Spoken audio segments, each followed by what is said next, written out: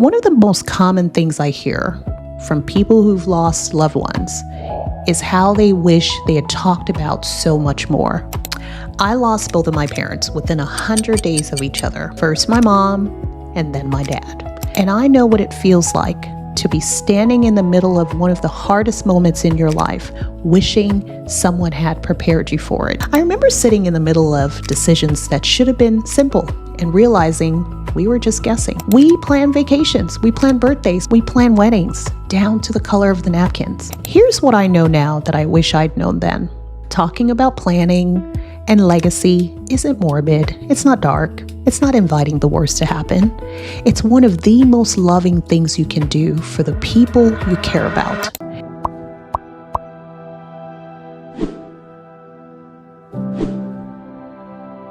Let me ask you a question.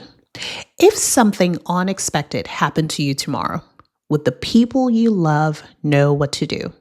Or would they be left trying to figure everything out while they're grieving? Most people think they're prepared. They're not. And the moment they find out is oftentimes the worst possible moment to find out. And that's what this podcast is about. And that's why I'm here. Welcome to episode 1 of Shifted on Purpose. I'm Bola, and I am so glad you're here. If you caught the introduction to the podcast last week, thank you for coming back. And if this is your first time, welcome. Either way, you're exactly where you need to be. And last week, I told you what this podcast is and why it exists. Today, I want to tell you what nobody warned me about. I lost both of my parents within 100 days of each other. First my mom, and then my dad. Exactly 100 days later. One loss is life-changing, but 2 back to back before you've even had time to breathe. Now that's something I didn't think I could make any sense of. And the grief was only part of it. Here's what nobody warned me about. Grief doesn't arrive alone. It arrives with a to-do list. It arrives with decisions that have to be made immediately while you're still in shock. Phone calls you don't know how to make. Paperwork that doesn't wait for you to be ready. Questions that you don't have answers to. And you have to function inside all of that while you're trying to breathe. Nobody warned me about that part. Nobody told me that in the middle of the heaviest emotional experience of my life, that I would also have to think clearly, decide quickly, navigate systems I'd never navigated before. Now, I want to be clear about something. I didn't carry that alone. My siblings and I, all 5 of us, we carried it together. That's one of the things I'm most grateful for, because we showed up for each other and we made decisions together. We voted when we didn't agree, and majority always carried the vote. Even when my opinion wasn't the one that won, I knew that at least 3 out of 5 people who loved our parents just as deeply were aligned. Nobody was carrying the weight alone. But here's what I kept thinking in the middle of all of it. This is harder than it should be. And grief is supposed to be hard. But because so many of the decisions we were making blind, without a roadmap, without guidance, without ever having had the conversations that would have made some of these things easier. We were riding on what we thought our parents would have wanted. And I'll be honest, in some cases, I think we inserted a little bit of ourselves in there too. Our own preferences, our own ideas of what felt right. Not intentionally, not selfishly, but simply because when you don't know, you fill in gaps with the best intentions, even though those are personally ours. That's not a failure. That's just what happens when conversations never fully happen. But I kept thinking, what if we had known? What if there had been a roadmap? What if one conversation had given us something to stand on instead of something to figure out? That's the question that brought me here. The second thing nobody warned me about is that the silence I thought was protecting my family wasn't protecting anyone. It was just storing up weight for later. Because in so many homes, including mine, we don't talk about these things. Not because we don't love each other, but because we've convinced ourselves that somehow bringing it up invites the worst to happen. We tell ourselves it's too heavy, it's too soon, that we'll have more time. The silence feels like protection, but it's not. It's just delay. And when the moment comes, and it always comes, that weight lands all at once on the people you love the most at the worst possible time. I remember sitting in the middle of decisions that should have been simple and realizing we were just guessing. Not because our parents didn't love us, not because they didn't think about the future, but because those conversations never fully happened. And I wish more than anything that they had. Not for the paperwork, but for clarity, for the peace of mind and the ability to say, this is what they wanted, with confidence. And then the third thing that nobody warned me about is that love alone is not enough. My parents loved us well, very well. They really did. They made decisions with us in mind. They thought about the future in the ways they knew how. But love without preparation leaves gaps. And those gaps, however small they seem in ordinary life, become the hardest thing to navigate when ordinary life is gone. When you love someone, you want to make things easier for them, not harder. And preparation is how you do that. That realization has changed everything for me.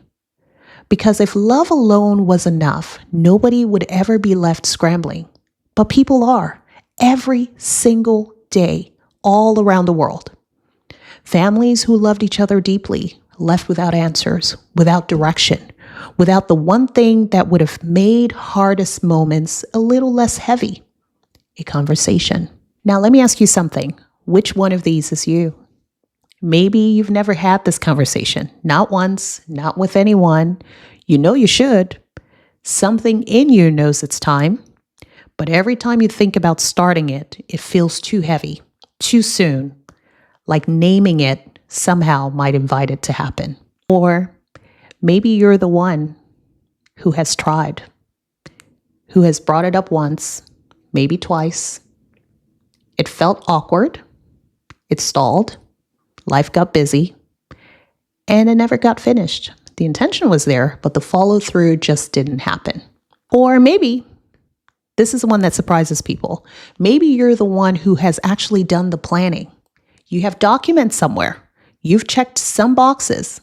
But the real conversation, the one about what you actually want, what actually matters, what you would need people you love to know, yeah, that one never quite happened. All three of these people are sitting with me right now. And I want all three of you to know you're in exactly the right place. Because this is a conversation we're going to keep having together every single week. Here's what I know now that I wish I'd known then. Talking about planning and legacy isn't morbid. It's not dark. It's not inviting the worst to happen. It's one of the most loving things you can do for the people you care about. It says, I thought about you. I made intentional choices that make life easier for the people who matter most to me. That's not fear. That's love. We plan vacations. We plan birthdays. We plan weddings down to the color of the napkins. But when it comes time to one of the most inevitable parts of the human experience, we go completely quiet. And when that moment arrives, the people we love most are left scrambling. Not because they don't care, but because we never gave them anything to work with. Preparation changes that. It says, I want my wishes to be known. I want my legacy to support you, not burden you. That's what Shifted on Purpose is built on. Shifting the narrative from avoidance to action, from silence to conversation, from discomfort to courage. Every week, we're going to talk about some of the things that people avoid, how to start hard conversations with the people you love, how to protect what you've built, how to truly support someone who's grieving, and how to think about legacy, not just the money, but the stories, the values, and the memories you want to leave behind. Because that stuff matters, and nobody's teaching it. We're also going to hear from guests, real people sharing their grief journeys, the lessons they've learned, and the things they wish they had known sooner. Hard conversations, sometimes even lighthearted ones. Because while grief can be heavy, talking about life, love, and legacy doesn't have to be. I'm not here because I have all the answers. I'm here because I have lived through the questions. And I know what it feels like to be standing in the middle of one of the hardest moments in your life, wishing someone had prepared you for it. That's why I'm here. And that's why I'm glad you are here too. You're not alone in this. The shift isn't something that happens once. It's a choice we make again and again and again. And the fact that you're here today, listening to this, tells me that you've already taken the first step. So thank you for that. But before I let you go, I want to leave you with something I'll be doing every single week. It's called the Shifted on Purpose Move of the Week. Because this podcast was never meant to just be something you listen to. It's meant to move you. And so every week, I will leave you with something intentional, something small, something doable, something that takes the conversation we just had and turns it into action. One of the most common things I hear from people who've lost loved ones is how they wish they had talked about so much more. But life got in the way. Life always gets in the way. And that's why we have to find a little more courage. We have to stop waiting for the perfect moment because that moment rarely comes on its own, but we have to make it. So here's the move for the week. If you haven't already grabbed the Future Readiness Check, now is the time. It's basically a list of 15 things your loved ones would wish they knew if something ever happened to you. And it's completely free. Here's how to get it. Go to shiftedonpurpose.com. The link is in the show notes.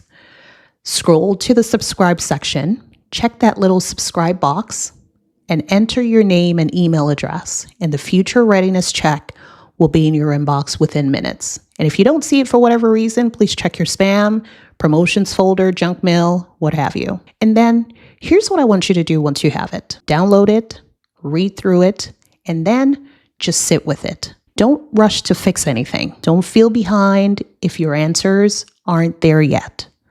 Just let the questions do what good questions do, which is to open something up. Because we're going to come back to this together. Next week in episode 2, we're going to talk about what happens when those questions were never asked. What grief looks like from every side. Not just the person who has lost someone, but the people around them too.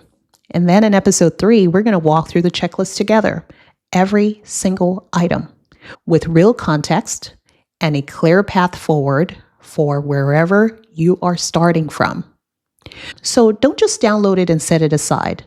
I just want you to sit with it and let it stir something up, because those questions are really the starting point and the conversation is the beginning. So thank you for being here for episode 1 of Shifted on Purpose. I hope this becomes more than something you listen to.